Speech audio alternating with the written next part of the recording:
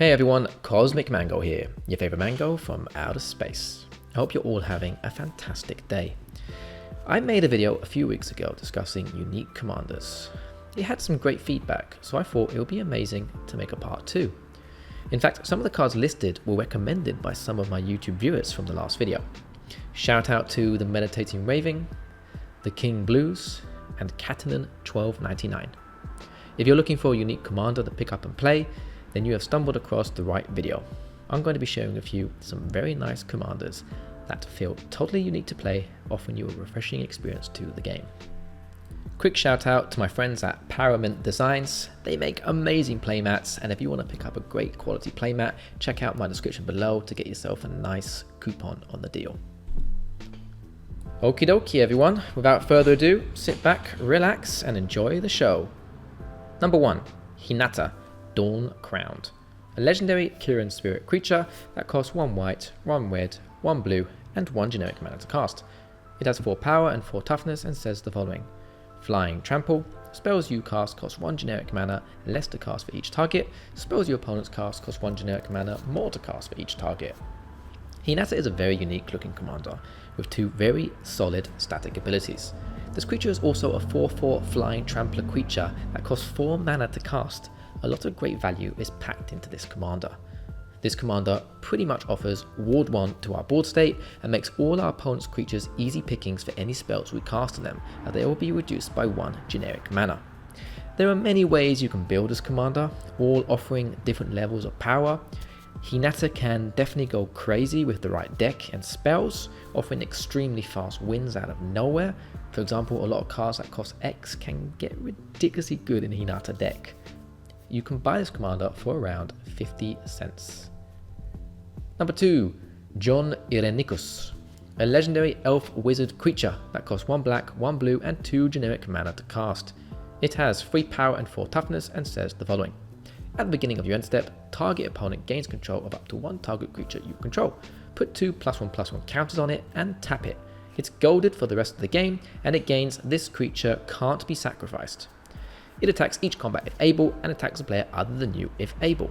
Whenever a creature you own but don't control attacks, you draw a card. This commander is super duper unique, offering a wacky game plan where you will be offering creatures to your opponents in the hopes once they're goated, they can be used to cause carnage between your opponents with, and have them attack each other, taking each other out of the game. You also benefit highly with card draw whenever a creature you own but not control attacks, meaning you can constantly leave your hand refreshed with lots of cards. You can buy this commander for around 50 cents. Number 3, Hidetsugu and Kairi. A legendary ogre demon creature that costs 1 black, 2 blue and 2 generic mana to cast. It has 5 power and 4 toughness and says the following.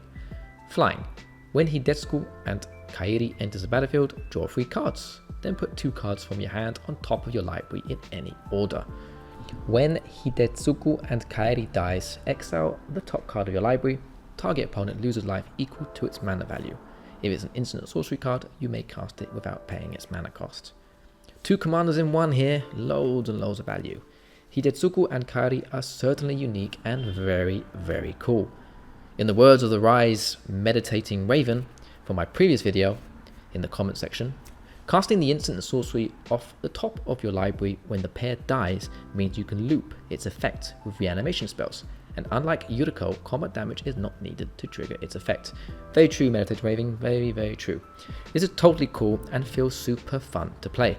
Being a 5/4 creature offers us a decent creature to work with, then we get the brainstorm effect whenever it enters the battlefield. Some very good value slapped onto this cool looking card, and you can buy this commander for around 50 cents.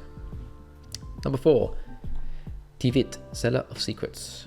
A legendary Sphinx rogue creature that costs 1 black, 1 blue, 1 white and 3 generic mana to cast. It has 6 power and 6 toughness and says the following. Flying, Ward 3, Council's Dilemma. Whenever Tivit enters the battlefield or deals combat damage to a player, starting with you, each player votes for evidence or bribery. For each evidence vote, investigate. For each bribery vote, create a treasure token. While voting, you may vote an additional time. The votes can be for different choices or for the same choice. Okay, I feel like if you're a lawyer or a politician, you will love this commander.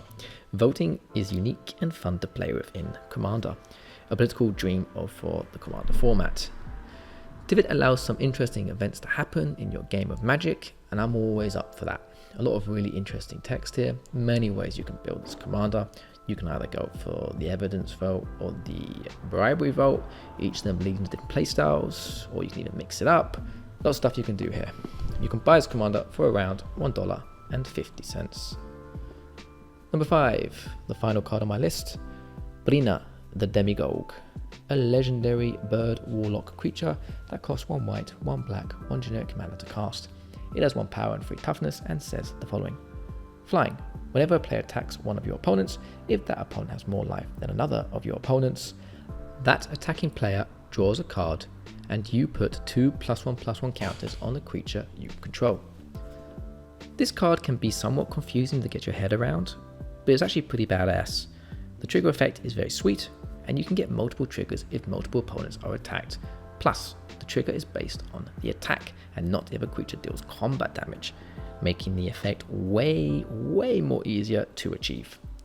Breena brings a decent amount of politics to the game, but nothing too much to irritate your opponents with. She's a lot of fun to play, a lot of fun, and a great commander in my opinion. You can buy this commander for around $1.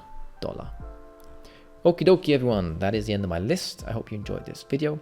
If you did, would you kindly drop a like and subscribe to the channel? We're getting very close to 1,000 subscribers. It's a huge goal of mine, and making that milestone would be amazing. So go on, subscribe. I would love to know if you have any unique commander recommendations. If you do, please add them in the comment section below. I love reading your comments and try to answer back to as many of the comments as I can.